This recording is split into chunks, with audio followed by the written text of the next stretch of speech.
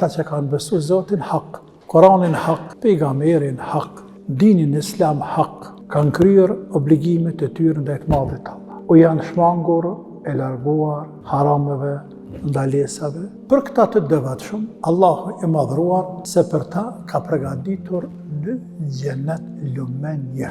Në të ka lumenje nga uji, por uji i cili nuk është prishur, nuk e ka ndrruar shijen, aromen, ngjyrën, nuk ka marrë erë të keqe nga qëndrimi i gjatë i ujit në një vend, sikurse ndodh në këtë dynja. Ndërsa lloji i dytë dhe lumenje nga qumshti, të cilit qumsht nuk i është ndryshuar shija e tina, është i bardhë qysh i takon qumshtit, i ëmbël, i ndryshëm, i sheshëm, e ka në hadith nga qumshti, jo i mielur nga shtaza.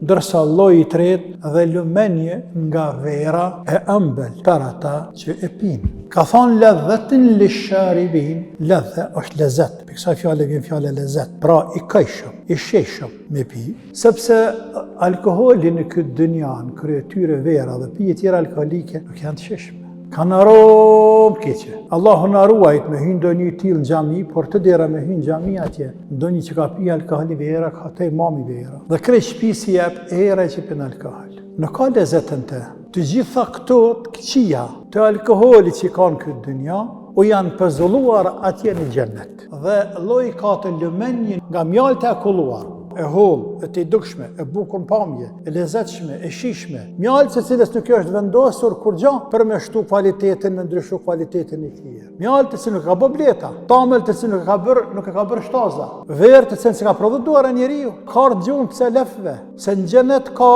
bahrun, deti, prej mjalte, deti prej ujit, deti prej qumshtit, deti prej vere.